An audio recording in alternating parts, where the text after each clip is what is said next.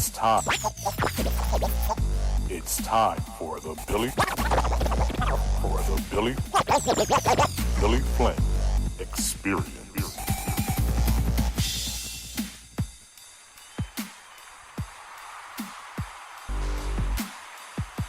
Thank you so much for joining us tonight. Another late night, early morning Billy Flynn Experience. This is the Billy Flynn Experience, and I am your host, Billy Flint. Thank you once again for joining me tonight or this morning, wherever you are in the world. Of course, here we're coming live from Germany. It is, I don't know, it's like 1:35 maybe, 1:36.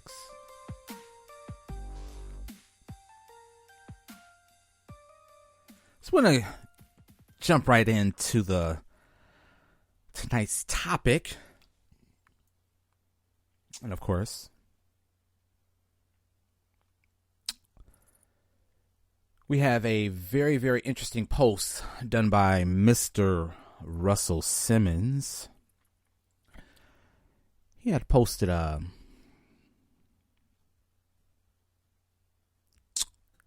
concern. And he wants, he was saying that he was concerned in his post on his Instagram feed, and he was basically saying that he's concerned about the recent attack on the Jewish community in America. And he was saying that basically everything is getting out of hand. And everybody is trying to point fingers at Ye or Kanye West for the things that he said, and inflammatory things that he said 2 weeks ago on, I think it's like maybe 2 weeks ago. But he said some very bad things about Jewish people. And it basically started a shitstorm. And I got I'm just going to play it for you. It's a little lengthy, because once Russell Simmons get to speaking, once he starts talking, it seems like he himself enjoy listening to himself. He likes to hear himself speak. So it's a little lengthy. I might cut it short, but it's very interesting at what he had to say. And this is the only reason why I decided to bring this subject up again, because I'm just going to play it. Now I'll tell you a little bit more. We are treading on dangerous water now. And I wanted to say this. I've said this privately to leadership. Black leadership understands a little better because they see the deep-seated resentment. And whether it's founded or not, they see it. I've spoken to Jewish leadership, some of the people whose job it is to protect against attacks on their community. And one said something simple. He said, oh, well, he's done, referring to Kanye. You know, when I was the chairman of the Foundation for Ethnic Understanding, for 20 years, I would spar with an ally, but yet an adversary. His name was Abe Foxman. He was the chairman of the ADL. And the reason I became chairman... Okay, basically the gentleman he's talking about... Get my notes. 1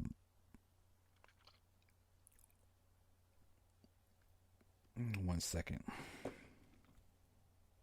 Yeah, the individual he's talking about is Abraham Foxman. And as he said, he is the He's a lawyer and activist, and he's a director of the ADL, which is the Anti-Defamation League, or what it used to be called, B'nai B'rith. And it's basically an organization. They're like I don't know, like censorship, or they're advocates when it comes to talking about anything Jewish or anything about the Holocaust. And anytime anyone says anything about those two subjects, this organization, along with other Jewish leaders, go on this attack. Regardless of what it is. Doesn't even have to be inflammatory. It doesn't have to be vile or negative or racist or anti-Semitic statements. It can be anything. And they're like watchdogs. This organization is like a watchdog, which, okay, fine.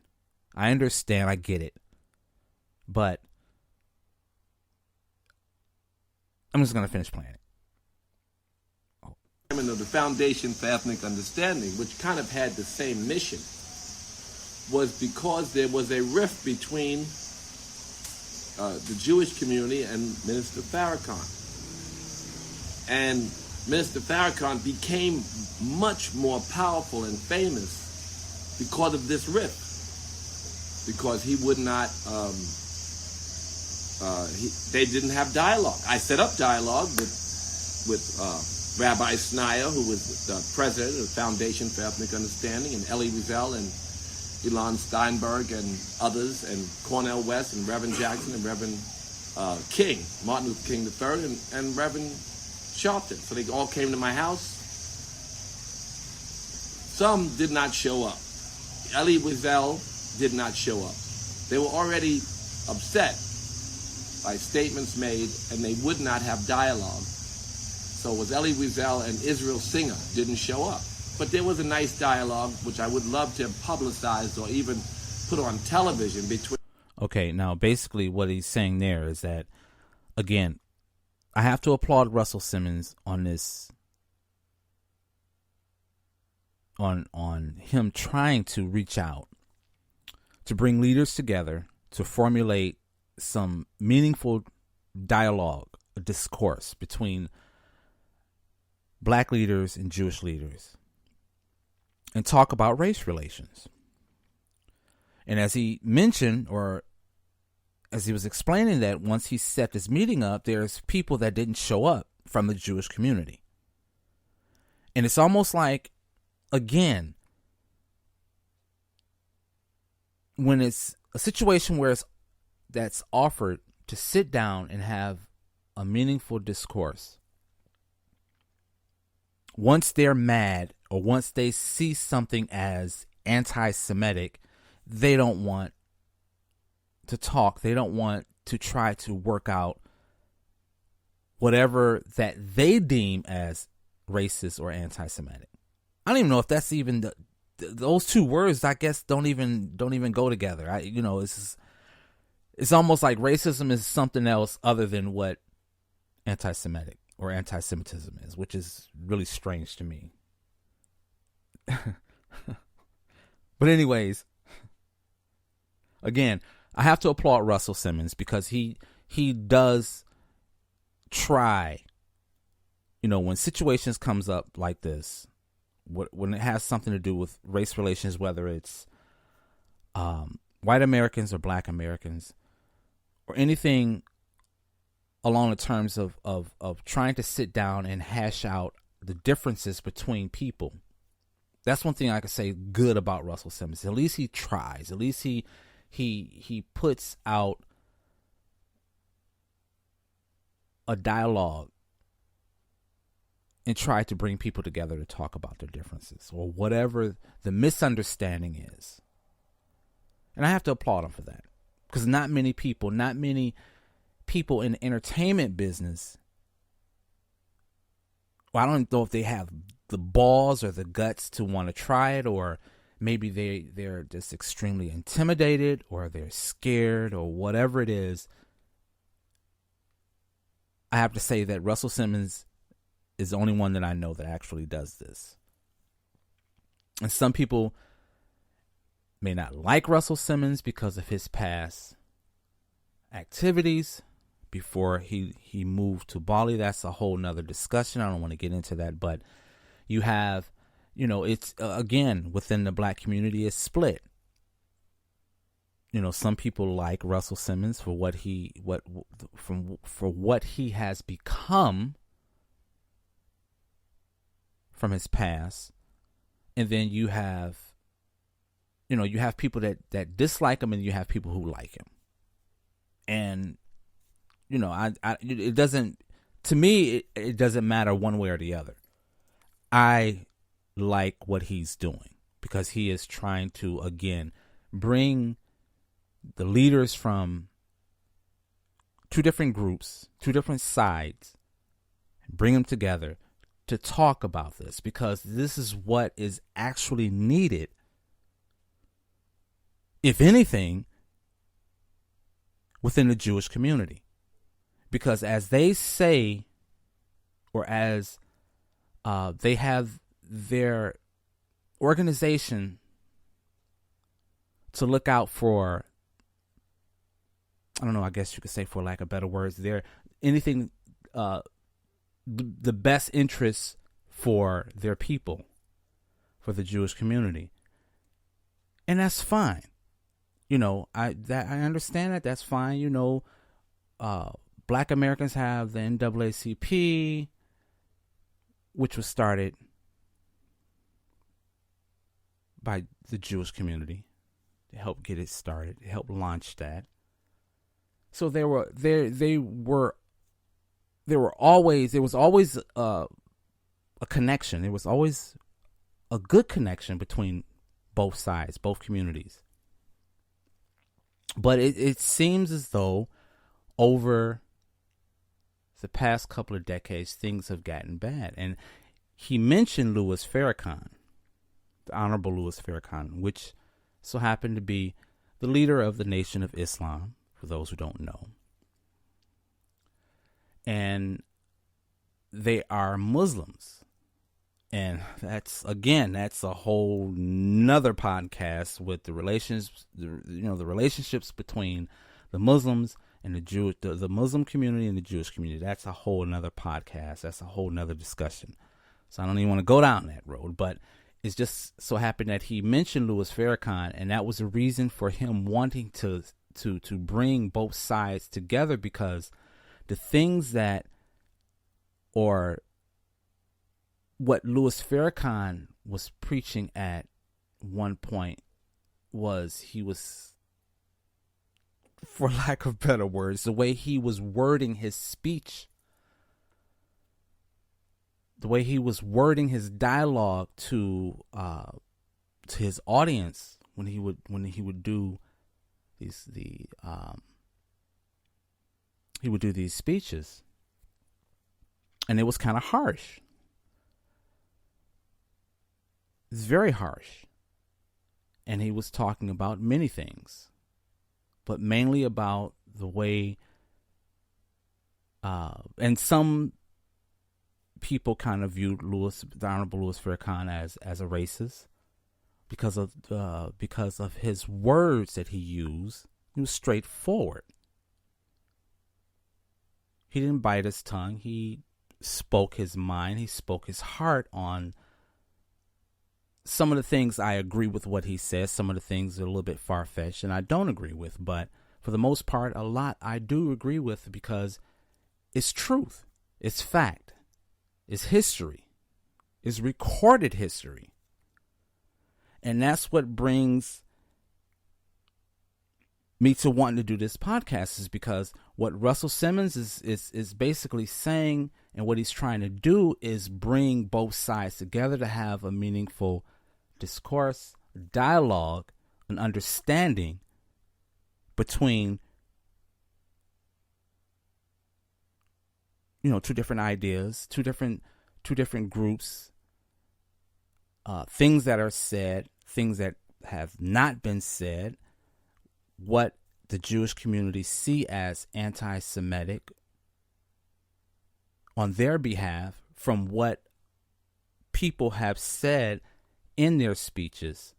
And again, all of this is kind of circling around what Kanye West have been saying, which has been, again, some would say has been kind of like racist, anti-Semitic. Now, I would say, yeah, some of the things he said was a little bit over the top, but for the most part, to look at his frustration as a businessman, and this is not excusing what he's saying, so please, I am not excusing for the bad things that he said, that he spoke on, but it's just looking at it from a standpoint from what makes a person in a frustrated state of mind, especially a business person, in a frustrated state of mind of dealing with people. And it could be any people, but specifically a certain business or a certain business entity or board of directors, studio owners, record company owners. So being in that particular business that Kanye West is in, frustrations grew, and that's what took place. He spoke his mind, hurt a lot of people's feelings, and that's where we arrived at right now, and the reason that Russell Simmons wanted to bring these people together. But we're going to play a little bit more of Russell Simmons. Minister Farrakhan and Rabbi Snyder. That was 20 some odd years ago, and after I saw the trouble that Rabbi Snyder got in for having the courage to come to this meeting, I immediately took my role as secretary of the Foundation for Ethnic Understanding and turned it into chairman. I accepted the role as chairman. And I worked for a lot of years. And Abe Foxman, back to Abe Foxman, was the chairman, I guess his title was, of the ADL. The problem is, during the time that Louis Farrakhan and I was seeking to create dialogue, there was no real interest because it's easier, as it had been with Marcus Garvey and Reverend Jackson and Reverend Sharpton and countless other black leadership, just to point out the mistake made and the words that are so hurtful made by these leaders, and then they would walk away. And that's right. They said that I said something about the Holocaust with animals, and they came after me and said, Russell, don't say Holocaust. It's such a hurtful word to the community. So I immediately apologized. It was not. Okay, I'm going to stop right there. I'm going to drive this point home right here. Again, as Russell Simmons explained his situation at one time of saying something, again, just using the word Holocaust, and he was made to go on an apology tour just like Kanye West, or just like Ye. And for that matter, anyone that says anything that they deem as anti-Semitic, they want an apology. But my thing is, this is the question that I ask, because I've been doing research since all of this has been going on. And if the Jewish community wants an apology, every time someone says something that they deem as anti-Semitic, when will they start apologizing? When will they start apologizing? Because they did shit also. They do a whole lot of shit within the community, within their community, within some of their businesses and their business practices. I mean, you can take it all the way back to, as a matter of fact, there's this record, and it's like what Russell Simmons said. He was made to go on this apology tour. And he, of course, Russell Simmons says, yeah, I did it. So what? Okay, fine. I'll do it. But it's like almost, it reminds me, let me find this. These lyrics. Okay. The name of this track, make sure I got it right here.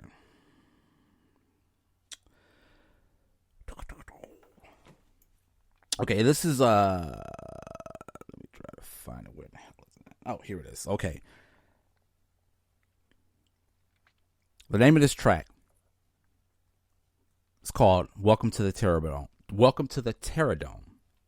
It's from Chuck D from a group called Public Enemy. And this track was made back in, let's say, I would say maybe 1992 or maybe 93. And I remember this passage or this part of the lyrics. Let me find this. And this is very interesting. Again, I'm going to drive the point home. But this is on the lines of, again, when there's a situation to where something is being discussed, and it can be factual, it can be history, it can be world history, but you have to understand that there is almost a situation that our ability to speak freely about facts or about history, it seems as though it has been, that right has been taken away. Or it seems as though it is being taken away. Okay, here's the lyrics.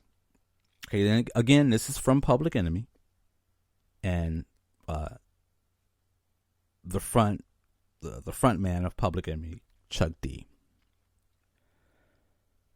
Okay, it says, crucifixion ain't no fiction. So-called chosen frozen. So-called chosen, the chosen people, the Jewish people. So-called chosen frozen. Apology made to whoever pleases. Still they got me like Jesus. And I remember reading that verse. I remember reading the lyrics. It was a long time ago. Long time ago when I was like really into Public Enemy. And I was reading the lyrics. I remember I was reading the lyrics. And I was trying to figure out what he was talking about, and what had happened was the reason that they wrote this record was because one of the members of Public Enemy, his name is Professor Griff, and his role in the group was information, or the Ministry of Information. And what happened was he was on a speaking engagement, and he was talking about a situation to where he had a problem with someone in the Jewish community. And he basically said that Jewish people were very evil. Okay, that was harsh. But I don't know if that's exactly what he said, but this is what was written. And again, because of that, the Jewish community, or the ADL, came down on Public Enemy and requested, or actually demanded, an apology from Professor Griff. And of course, because of that, they had to kick Professor Griff out of the group, which really was surprising because of the fact that Professor Griff was the one who started the group Public Enemy. So he was kicked out of his own group. He started it. And he was kicked out because of what he said. And that was the reason of Chuck D writing this record, The Terrordome. Now, further down in the lyrics, and it's so incredibly written, this particular track is incredibly written. If you can Google the lyrics of Welcome to the Terrordome by Public Enemy, read it.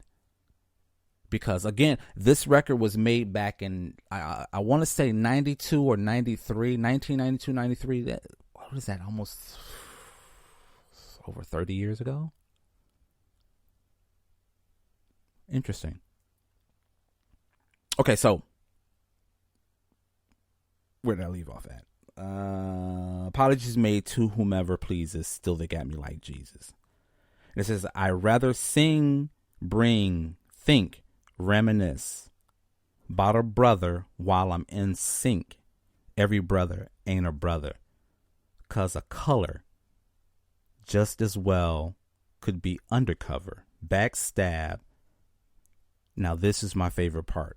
Grabbed a flag from the back of the lab, told a rab, get off the rag. Meaning, stop fucking crying all the time, because everyone is not anti-Semitic. That's the point.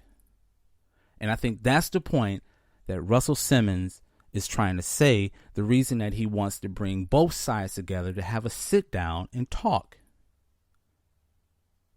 Discuss.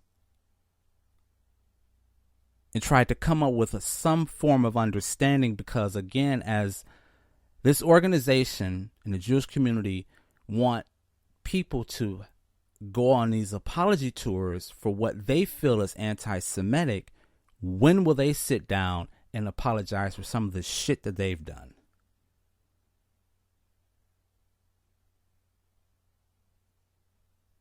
There's policy, there's apologies that is needed from their community also. And we could talk about slavery and the slave trade and how they were involved in this slave trade with the Dutch. We could talk about that. But I don't want to be one of those people that bring up slavery. Because again, that's a whole nother podcast, whole nother subject, whole nother book. But just that as an example. We can go to the film industry. What was the gentleman's name? What was his name? This is very interesting. Let me find this here. Yes. This gentleman. He's a very, very famous. Here he is. Very famous Hollywood studio owner. Goes by the name of Louis B. Mayer. Okay. Now, I find this very interesting because Louis B. Mayer, along with two of his other business partners, formulated MGM Studios. Now, what's so interesting about Mr. Louis B. Mayer is that his studio produced A Birth of a Nation back in 1912. And of those that are not familiar with that movie was about the Ku Klux Klan. It was about the birth of the Ku Klux Klan and the protection of the white nation. Or basically is saying that wanting to protect the white womanhood of the white nation against black men. So that was the basics behind that movie. And his studio produced it. His studio financed it, bankrolled it. Yes, true, it's business, but do the black community get an apology for that? That's very hurtful. We can say that's very hurtful. African Americans can say that is something hurtful in that's a part of the history.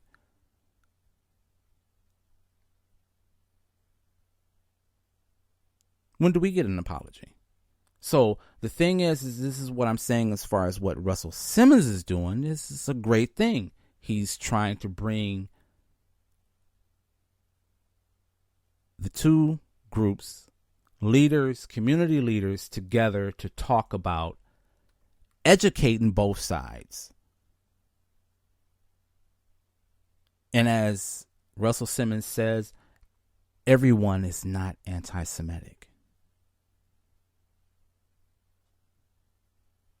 And I think that is the most important thing that needs to be understood. That they don't have a monopoly over self-expression. Because they want to control this narrative. I don't know, their history, their words or verbiage or whatever. And it's like what the song says. Just stop the fucking crying.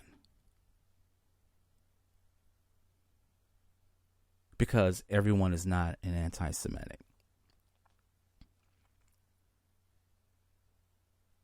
So, again, I find what Russell Simmons is doing is good. I hope that he succeed at what he set out to do, because it is very, very important.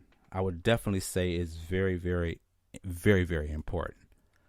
So I don't know. We shall see how things turn out. But I'm looking forward to following. Because it seems as though that's the situation that has taken, taken a path all on its own from 2 weeks ago, 2.5 weeks ago, and it's gone way overboard. And as Russell Simmons said, it's gotten to a dangerous point, because now there have been these attacks. I don't know how many, but the reports are saying that that there's been attacks on within the Jewish community, within the Jewish citizens of America, and it's gotten way a lot of hand. Because one thing for sure is taking place is that this is a perfect firestorm for other groups, the neo-Nazis,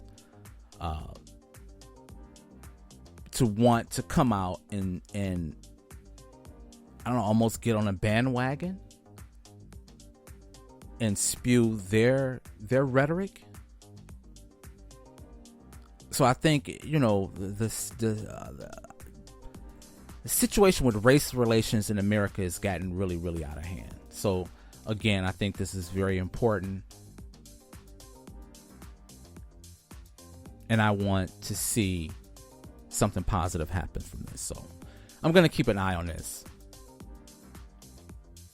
But again, thank you so much for tuning in and listening to another Billy Flynn experience. I am Billy Flynn. Thank you so much for listening, and I look forward to being with you again. Have a wonderful, it's Friday. Yeah, it's Friday. Have a wonderful and safe weekend. Now I'll talk to you soon.